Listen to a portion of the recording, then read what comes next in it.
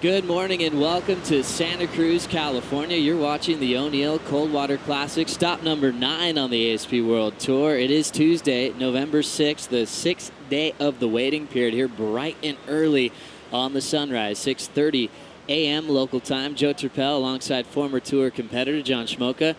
Shmoo, pretty solid event so far, and we're kind of in a position where we probably could finish in one more day, you know, in this waiting period. Yeah, definitely, Joe. I mean, we woke up this morning, looked inside the bay here at Steamer Lane, and we could see swells. The first time since we've been here, we could see swells. We knew something good was potentially about to happen. Of course, we'll get the official call from our contest director, Chris Gallagher. But just looking outside our office window, it looks pretty good. Yeah, a lot of great energy in the air here in Santa Cruz. Shmoo was making a lot of noise in the house this morning trying to get down to the contest site because he saw these walls coming through from out the back as we have some great heats matched up in round 5. We had some great performances yesterday after a couple of holds. There are some really good performances from some of the guys in the back. Guys like Matt Wilkinson, his backend's looking pretty deadly out here, Shmoo. Yeah, you know, former winner. He feels comfortable. We saw him at the premiere of Bending Colors last night, Jordy's movie, which, by the way, was amazing. Yeah, Matt surfing extremely well. But one person I want to make mention to who's done a fantastic job in his first hit out is Chris Gallagher. He's got it right. It's right. Exactly right. It is a tough job making all the calls with all the subtleties with Steamer Lane, but having a local and a two-time champ, this event is in good hands. Before we get that official call, though, let's check out some of the big highlights from yesterday's action here at the lane.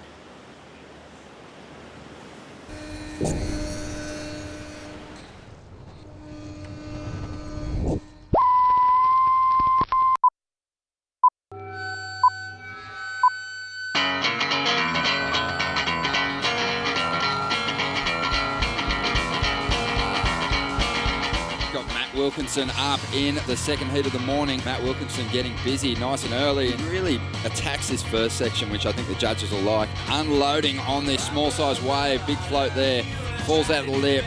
Blast that turnaround. It's massive for me. It's the first time I've made it past the third round this year. I've had some really close heats and I'm shaking like crazy right now. Here goes Owen right here. One of the tallest surfers on the tour. Wham! Right there. Owen right on a good-looking wave. Yeah, let's see what Pat does. He's flying down the line. He's got to slow down a little bit there for that big first turn. Now he winds up for a second. Oh, beautiful. Here goes Adrian D'Souza, Shmoo. Yeah, I'm surprised Pat let this one go. This is a sizable wave. Beautiful carving top turn. Drives hard off the bottom into another one. High speed turn. Straight into another one. Sliding the tail out. And he let this one go. What a mistake from Patrick Gadaskis.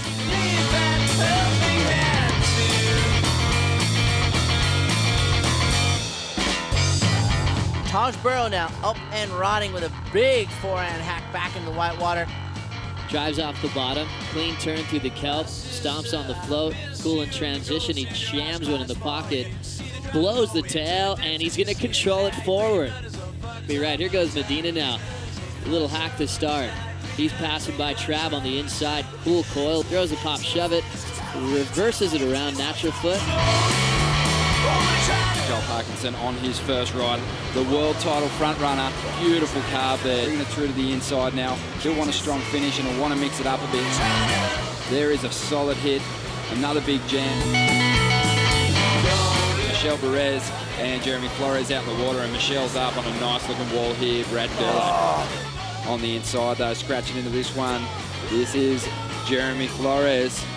He's got some big turns, this kid. Kelly now taking off behind him, getting a little caught up on that maneuver. There is a huge turn. Here goes Wilco now, Gur. Off the bottom, jam down to the bottom again. Vertical connection, he's got a crazy roll going through this inside.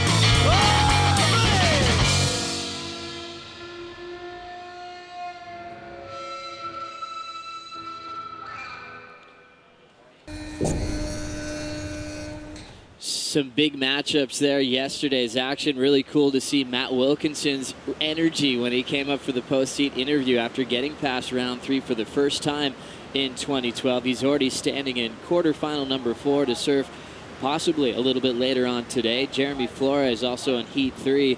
He was pretty dynamic in that heat with Michel Perez and Kelly Slater yesterday, Schmoot.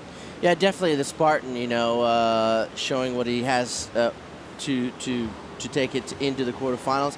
I mean, he's got a big heat number 3 coming up against Damian Hobgood, who's also in great form. It'd be great to see the Spartan take on Jeremy Flores, but he's got to get through Damian Hobgood first. So, right, a lot of work to do in round 5 as well. So, round 5, heat number 1 is on deck to go maybe first thing in the morning if Chris Gallagher does give it the nod. An all-Brazilian matchup with Gabriel Medina and Alejo Moniz. We then get into Rioni Montero and Travis Logie in heat number 2.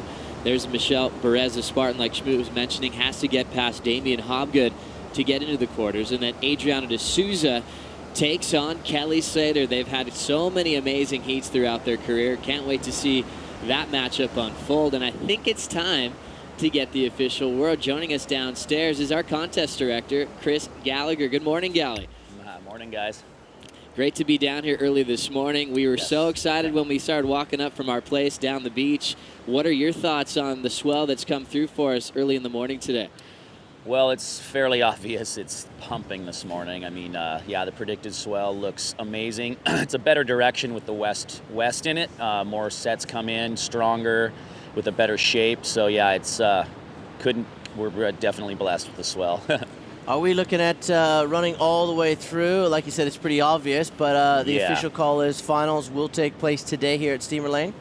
Yeah, that's 99.9 for sure, and barring something crazy. We're going to go right ahead at 7 o'clock, and that might even give us some wiggle room with for the guys to take a rest later on. It's going to be a physical test today. Pretty glad we ran those 4 in the afternoon yesterday. Kind of giving the guys a little less surfing time today. We'll up the performance and allow them to, physically be strong for that final. So thinking about the swell we have on offer this morning, Gally, it is pumping. What do you expect the surf to be like come finals time?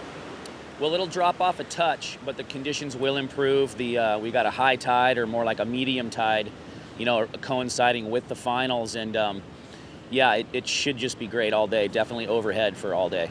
And how do you feel, Chris? You've nailed it on your first time out here as a contest director. I think, we had one lay day, which was obviously forced somewhat, but you've done a fantastic job at really assessing the conditions, really talking to who you need to talk to, especially the guys at Surfline. How do you feel about the way you've handled your contest director's position?